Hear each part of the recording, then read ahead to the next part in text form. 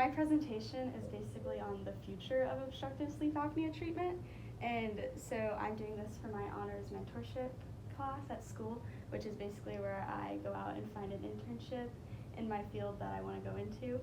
And I find a topic in that internship that I want to research. So, about me.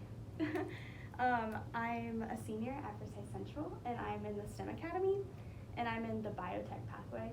So it's a really great pathway, and we've done a lot with research, and we get a lot of opportunities in the pathway that a lot of graduate students are working with, like all the materials that we use and the protocols that we do. So I've really been blessed to be a part of that, because I thought it was a pretty vital part in shaping like what I wanted to do and where I wanted to be later in life. And I'm also a competitive dancer. I dance with Sarah. And so I'm on a company outside of school as well as a competition team inside of school. And then I'm graduating this year. Yay. And I'm gonna go to Georgia Tech, and I'm I went to his alma mater. I went to Tech in Georgia. Ah, yes. My mom, she's a UGA fan, Really? so she was like, "You sure you don't want to go to Georgia?" But I decided with Georgia Tech. And You got in? Mhm. Wow, that's pretty good. And I'm going to be studying chemistry with an intent for medical school. They don't necessarily have a pre-med, Bless you. a pre-med major there, but so. We don't like chemistry. Yeah, I didn't like chemistry. Okay, so my internship. So I'm with Dr. Sanjay Atavale in Dawsonville, if you're familiar with him. And so basically what I do is I go in and I just accompany, I follow him around the whole day for the most part, and I just accompany him with patients, and I listen to his conversation with the patients and how he's treating them, and I've gotten really familiar with the typical symptoms and what he does to treat that and his protocols and everything, so that's really interesting. And I also view some clinic procedures and like help him hold some things. Don't touch anything, but I've seen a lot of sinus balloons and putting in ear tubes, things like that. And I've also am having the opportunity to observe some surgeries. So this Wednesday, actually, I'm gonna go see a sinus, an ear, and a sleep apnea surgery. So that's pretty cool as well, because I wouldn't have had the opportunity to do that. And he's very good at teaching, and he tells me what's going on. Like we'll be in clinic in a room, and he'll tell me exactly what's happening and what he's looking for. So he's a very good teacher, and he's allowed me to have a lot of opportunities, and I've learned a lot about how clinics work. And so I clean and organize and take vitals of patients and bring them back. So that's really cool. I'm glad I've had this opportunity. So from being in the clinic, he deals a lot with, obviously, ear, nose, and throat related issues, but he sees a lot of sleep apnea patients. And something that kind of like caught my eye or caught my ear about it was that this new surgery that he's been doing for only about the past 4 years. And so, because I've only ever heard of sleep apnea with like CPAP machines, and like it's really hard to sleep, but he's been doing this surgery that's been curing people of their sleep apnea. So I got really interested in that, and so my essential question that I developed was, how do innovative surgical developments in treating obstructive sleep apnea compare to past methods of treatment? So I basically, just from what I've researched and what I've experienced in the clinic and what he's told me about the sleep apnea patients, I've kind of structured my research paper or my research topic around this. So this is the sleep apnea surgery that he's been doing, the Inspire implant, and this is the main sleep apnea innovation that I'm focusing on in this research topic. It's a form of a hypoglossal nerve simulator, which it basically just pushes your tongue forward as you sleep so the soft palate doesn't collapse and then block your airway. And he is one of the top Inspire surgeons in the Southeast. He's put the most in, and he's gotten really good at them. So that's kind of why I chose to focus on this compared to the past techniques that he's used, and I kind of go into that later. So first I started out with what I need to know, what I know, and then how I found out the conclusion to my research. So I mainly wanted to focus on my general knowledge of obstructive sleep apnea because I am not a doctor and I haven't really been exposed to obstructive sleep apnea. Nobody in my family has it, so I didn't know a lot about it. And then I also wanted to find out more about past surgical treatments because I only really heard him talk about Inspire. So I wanted to get an idea of those treatments and how they differed and were better or worse than the Inspire implant. And I also wanted to learn more about Inspire. And then I wanted to address the overall effectiveness of both these past treatments and the new treatment in relation to each other and the patients, and how the patients felt after the surgery versus how he felt as a surgeon putting it in, just the overall effectiveness of the techniques. And so I started out with what I know about sleep apnea, which isn't much. And so I know that a lot of adults have it, and it's caused by the blockage of the airway. And then I also know that if you have sleep apnea, you obviously don't sleep very well and you have a lot of fatigue, and a lot of people use CPAP machines, but I've heard they're kind of irritating. Because, I mean, sleeping with a mask around your face or any sort of thing on your face isn't a soothing thing. And then what I knew about Inspire was that it was a surgical solution to sleep apnea, and it was a nerve stimulator that pushed the tongue forward. But that's about all I knew from being around him for the limited time that I was. So my research, I started out with articles, researching different articles, and then I went into an interview that I had with Dr. Toffoli to get his insight on it straightforwards. And then my observations from being in clinic and things that I've done with Dr. Toffoli to shape my knowledge of Inspire. So the first article I saw kind of gave me an idea of past procedures that have been done. You have the UPPP, which I'm not even going to try to pronounce because it's very long. And then the second article kind of talks about how Inspire works because I wanted to get a better knowledge of how it works.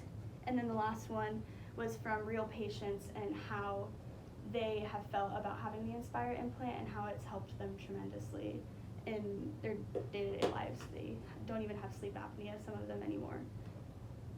So this is just kind of like the old techniques that I've learned from the articles that I've researched, the hypoid suspension, and it just is basically a surgery that takes the bone and pulls it backwards where your tongue doesn't fall back as far and block your airway.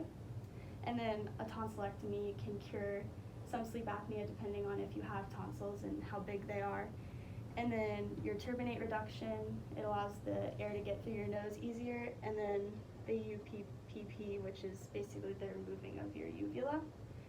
And so all of these that I noticed from researching them is that they were very specific cases. There was nothing that really addressed obstructive sleep apnea as a whole. And some of these might work for people. So if I had sleep apnea and I still had my tonsils and they were very, very large, and removing them might cure my sleep apnea, but another person that might not have tonsils also has sleep apnea, their problems are just, they're different, and so a tonsillectomy wouldn't fix their issue. And so that's why whenever I learned more about Inspire, I saw that it was a more general solution to obstructive sleep apnea rather than very specific cases for each patient. So somebody that doesn't have their tonsils anymore, a tonsillectomy wouldn't work, but Inspire would. And a person that did have their tonsils, Inspire would also work to cure that obstructive sleep apnea. So what I learned about Inspire was that there were 3 different parts. You have the respiratory sensor, the generator, and then the nerve cuff that stimulates the tongue. And so what it does is it basically senses your breathing, and every time you breathe in, it stimulates the cuff on your tongue to push your tongue forward, and so it doesn't make for that blockage that causes the sleep apnea. And so I just have a little diagram of where it goes.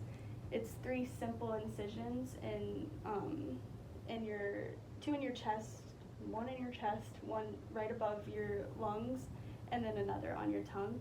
And from what I've seen in the clinic, all of the incisions are virtually invisible after a certain amount of time. It's a very non-invasive surgery. And here I have a little diagram of how it kind of opens it up. That's before stimulation, and that's while the stimulation's on. So as you can see, the airway is significantly larger. And then these are different tests that were done with the stimulator. And as you can see, there are some sleep apnea, the sleep apnea events happening while they sleep. But as soon as the stimulator turns on, they kind of even out. And this has to do with oxygen saturation and your airflow, and then the way your nerves are stimulated in your mouth. And then here's just like a realistic diagram of the surgery, like how it goes in and what it looks like. So after I did my article research, I then had an interview with Dr. Tavale.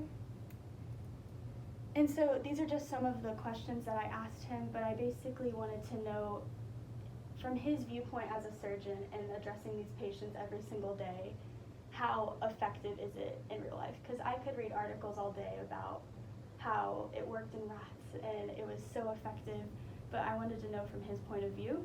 And he said that basically the surgery is one of the least invasive that he's ever done. He can do it in under 45 minutes rather than the old obstructive sleep apnea surgeries taking hours to do. And he said that patients are very, very happy with it. I think there's only been one patient that wanted it taken out because he lost 70 pounds and didn't have sleep apnea anymore, so he wasn't even using it. And he had to get a lot of MRIs, so it wouldn't really work with the generator in his chest. But so he said that overall there's about a 90% success rate, and those people that didn't succeed didn't necessarily, the device didn't necessarily work. It wasn't that the device didn't necessarily work, it was that their sleep apnea, their post-op sleep score wasn't low enough to be considered cured of sleep apnea, but it was still significantly lower. And these are the people that started off with sleep scores in the 50s, 60s, and 70s, so very severe sleep apnea, and they got down to the teens, which is still considered having sleep apnea, but it was just significantly lower than where they were at. And I also asked him about the requirements for the Inspire implant and what the patients needed to meet and the limitations of the implant, because every surgery has its limitations. And I wanted to know the downfalls compared to the past surgeries. And he said that you need to have a sleep score or an AHI of around 15 to 65. So if you have any more than that or any less than that, you don't qualify. Insurance doesn't cover it. It's not FDA approved for those people. And your body mass index has to be below 32. But he also said that the criteria is continuing to grow, because since the Inspire implant is so new, the FDA has only tested it within the certain boundaries that they have now, but they're starting to branch out and test more people with it, and finding that people with higher BMIs it works on as well, or people that have higher sleep scores it's also working on. So I wanted to ask him about that as well. So this is what I've just observed in clinic with Dr. Tavale. So here I have my badge that I use to go see surgeries, and I also have a review from one of his patients which I've also witnessed in clinic, watching them during their post-operational checkups, the way that they describe Inspire and how much it's helped them and how much they're not tired anymore, and their wives and husbands are so much happier because they don't snore as much.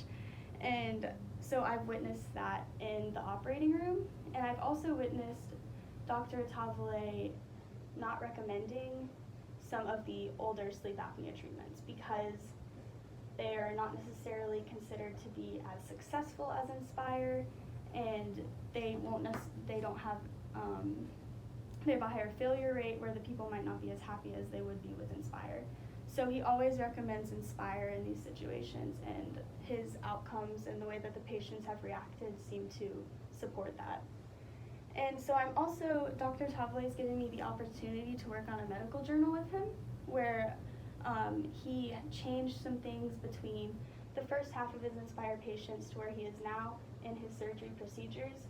So he wanted to address that in medical journal, and I just have access to some of the data of the people that he did the surgery on, and you can just see how significantly their sleep scores have gone down, or how many events they have in an hour have gone down after surgery. This person went from 26.9 to 2.2, and that's considered not even having sleep apnea anymore. So it's a very efficient surgery.